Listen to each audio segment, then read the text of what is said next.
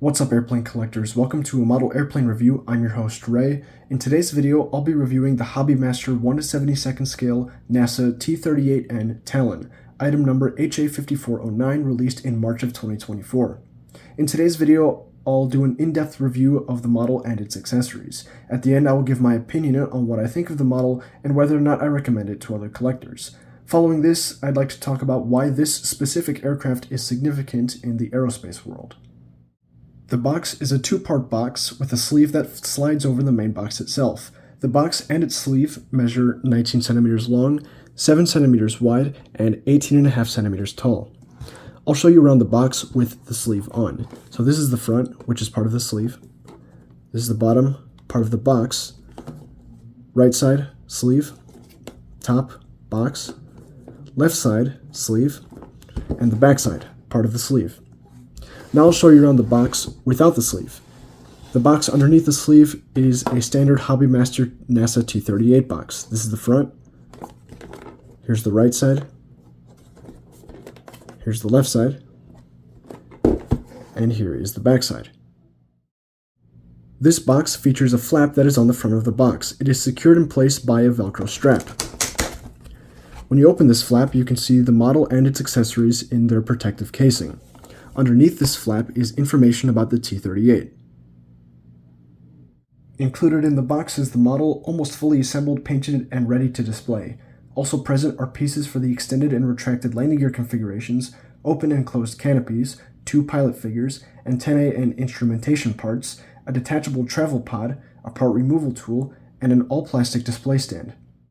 Here's the model itself. For the majority of today's review, I will have the model with the landing gear extended and nothing else, but I will demonstrate what the other accessories look like later. Let's do a quick 360 before the review. This model is made primarily out of die-cast metal. All of its accessories are made out of plastic, with the exception of the wheels on the landing gear, which are made out of rubber. The fuselage length for this model is 19.7 centimeters, the wingspan is 11 centimeters, and the height is 5.7 centimeters. These are accurate to 1/72 scale. Also, I have a napkin under the model right now to prevent friction between the wheels and the desk. The fuselage on this model is very nicely done. All of the shapes seem to be accurate and correctly done. So I'll show you around the left side of the fuselage. There's a lot of detail to go around, so take a moment to take it all in. There is molded detail in the form of recessed panel lines, painted detail in the form of, well, the paint itself, which is done pretty nicely. There are a few spots I would like to point out, but nothing too major, and printed detail in the form of placards, numbers, and a lot of other things. So overall, we're off to a really solid start. The place I would like to bring your attention to is to the aft section of the left fuselage here. This panel line here is slightly filled in with paint, nothing too major though, just something I did want to point out. At the end of the fuselage, we have the exhausts for the 2 engines. This part looks really nice, painted a dark gray metallic color. The exhaust nozzles are nicely detailed as well. Now, the camera exposure is too low, so you can't really see what's going on in there, but I'll try and adjust it so you can. That's the best I can do, but you can see there is some detail in the exhausts of the engines, deep into the engines as well.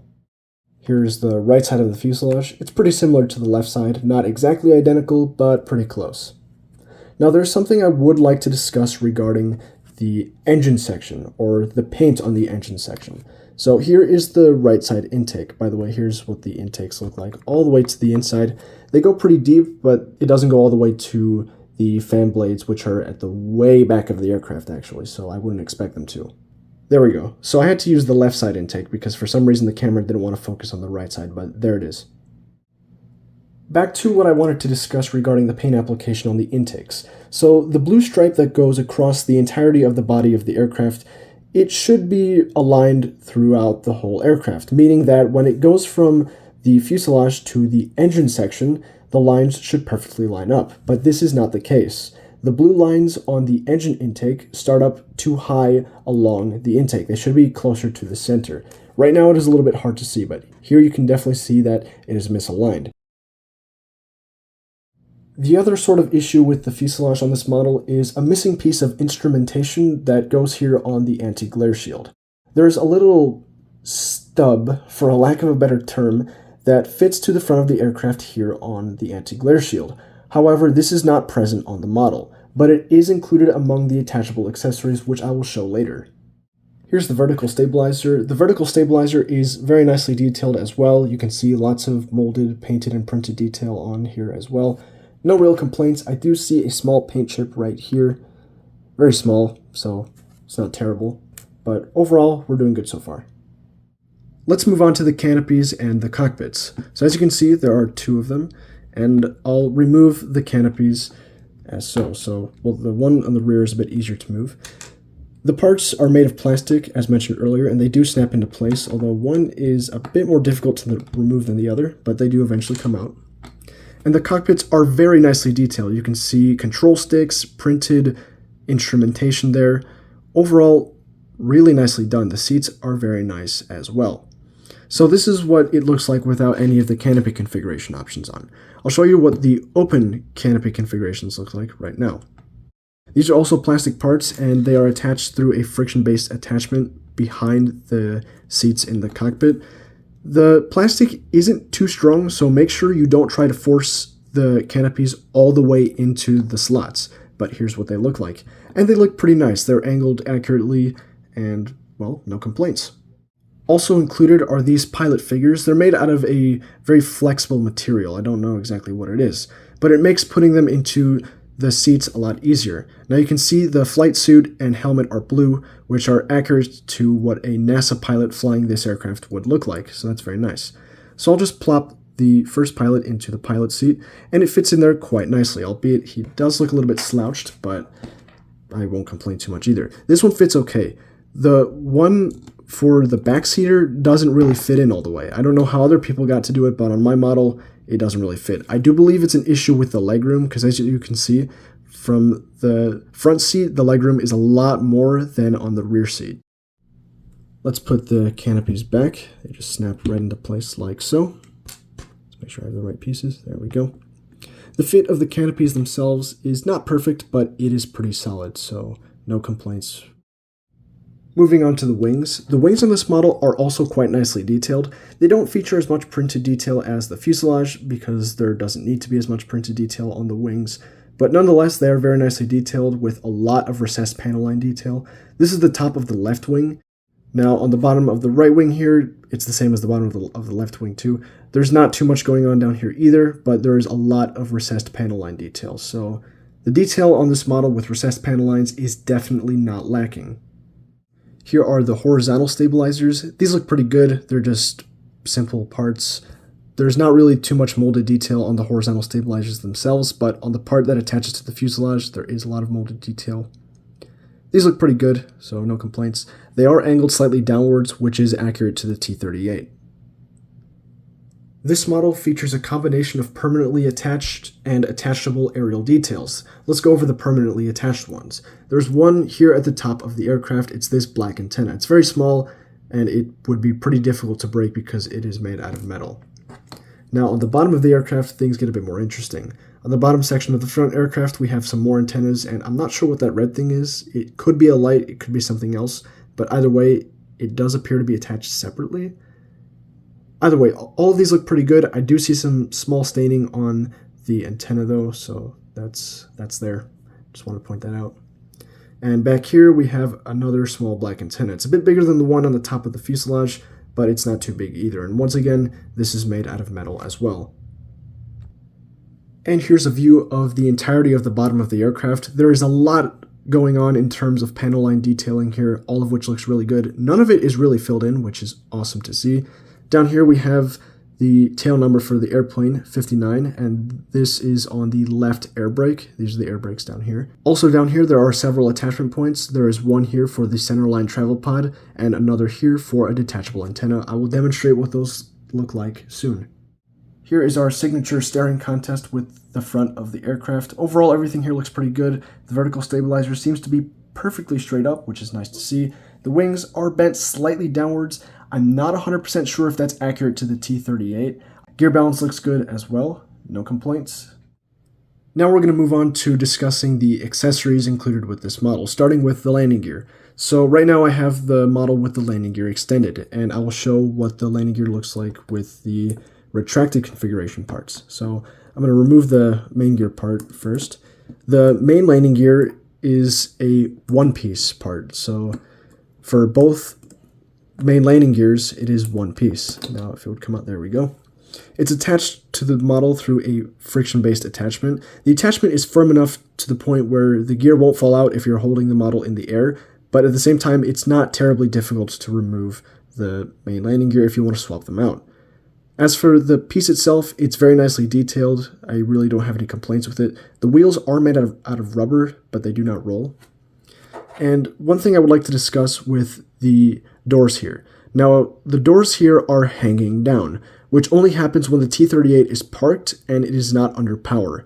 Once it has its own power and it's taxiing or moving or even landing, these retract. So you can't really have this model on display taxiing accurately, if that makes sense. So there's that. Now, the nose gear also fits to the model through a friction-based attachment.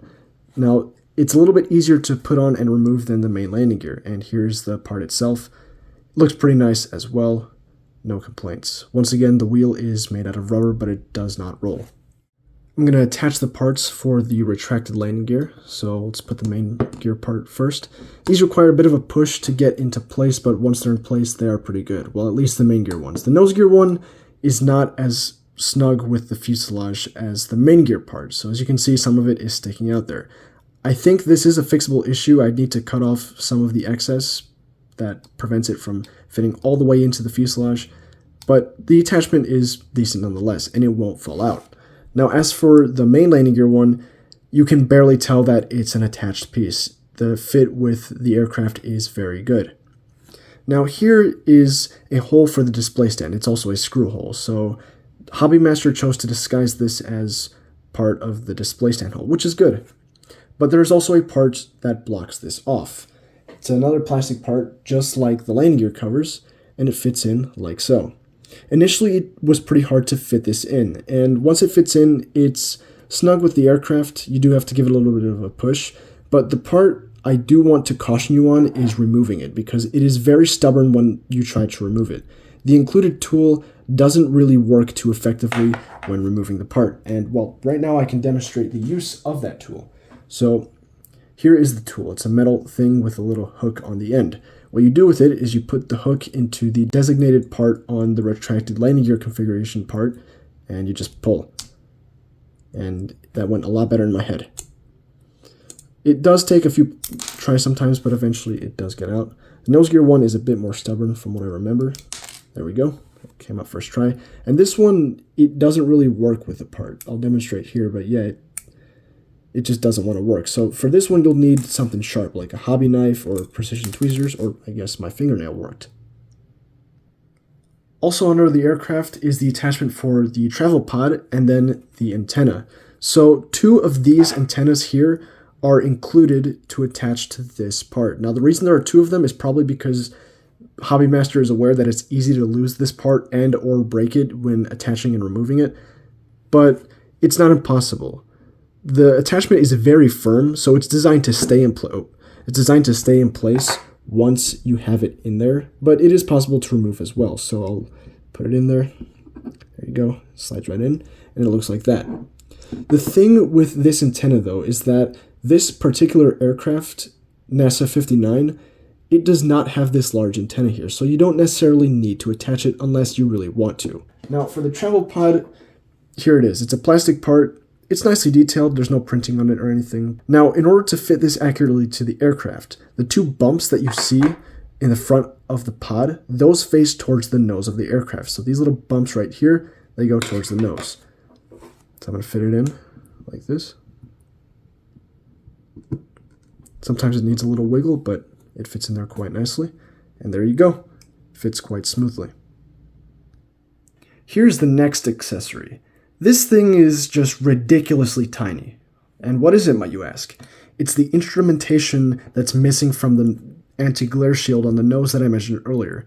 So what Hobbymaster does is that they expect us to get this little small part and glue it onto the nose like that. That is a joke. It is super small. The only way you're getting it on there is with precision tweezers like this and a whole lot of luck. So yeah, there are two of these parts just like the attachable antenna as well. So at least Hobbymaster had the decency to do that, but really, it would have been nice if they had just attached this from the start. The last accessory we'll be discussing today is this all-plastic display stand. It appears to be a standard issue Hobbymaster Air Power Series display stand. However, it's a bit smaller than the ones they'd use for other aircraft, such as the F-18 or the A-10, or something that is a bit larger than the T-38. Now, this stand is sturdy, but it is made entirely out of plastic, so it's a bit lighter than the other ones, and it fits the aircraft like this. Now, with this stand, the issue I have with it is that the only way you can fit it to the aircraft is with the gear retracted. So, well, I don't have anything in there right now, but it would fit in with the gear retracted, and it fits in like this. The stand is pretty sturdy. It does wobble a little bit, but there's no risk of the model falling off or becoming damaged, so you don't have to worry about that. But that's the one Achilles heel with this stand, is that you cannot have the landing gear down on the stand. You need to buy a different stand from either Hobbymaster or a third party. That's the end of my review. Now time for my opinion and recommendation. So this model is very highly detailed, and one thing I really do appreciate about it is that the seam lines from the different parts of the model itself being assembled, the seam lines are very well disguised among the panel lines. You can't really see them from this view. Like, I'll give you an example right here. This right here is a seam line, but it appears to be a panel line because it's the same width as a panel line, so that's very nice. It does have its faults, like the blue line printing. That is something that might mess with a few collectors. It's definitely something that I don't really appreciate myself, but I can live with it. So it's not perfect, just like any other die-cast airplane. It has its faults, but it's still pretty decent nonetheless. It has quite a few accessories that allow you to customize your model to the way you wish to display it.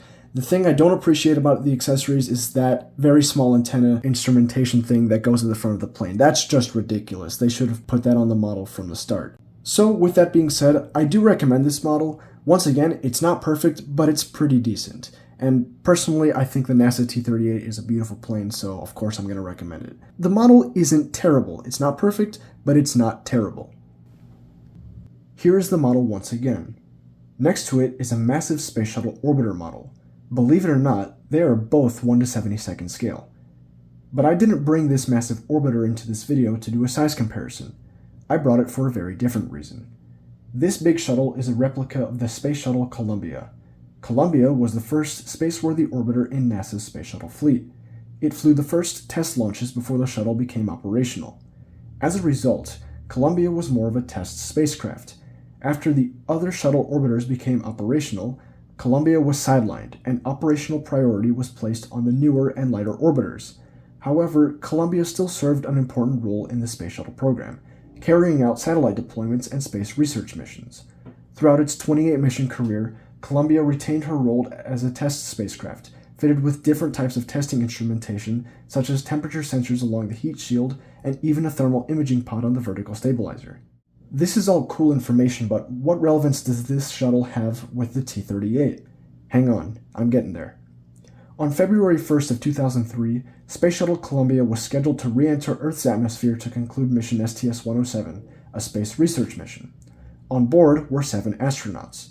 But on that day, Columbia never landed. She was destroyed in an accident. A punctured heat shield on the leading edge of the left wing caused the orbiter to disintegrate at over 200,000 feet above Texas. There were no survivors. Debris was scattered across the southern United States, and a comprehensive search effort was initiated to locate as much debris as possible. One piece of debris that was given high priority was the Orbiter Experiments Package, or OEX. This was one of the test instrumentations unique to Columbia, and it collected comprehensive data about the orbiter's flight characteristics. The data from the OEX package would allow investigators to more accurately determine what happened during the accident. A few weeks into the search efforts, the OEX was found in Texas, almost fully intact. Such a high priority was placed on the OEX that when it was transported from Texas to Florida for analysis, it was transported on board a NASA T-38. The T-38 used for this task was the one featured in today's video, November 9er59er November Alpha, or NASA 59. So, that's why this T-38 holds some special significance in the aerospace world. I thought this story was pretty cool, so I figured I'd share it with you. Thanks for watching. This is the end of today's video, so if you've got any questions, comments, concerns, or feedback, feel free to drop a comment down below. I greatly appreciate it. Thanks for watching. Like this video, leave a comment, and subscribe to the channel so you don't miss any of my upcoming videos. Happy building, happy collecting, take care of yourselves. See you next time.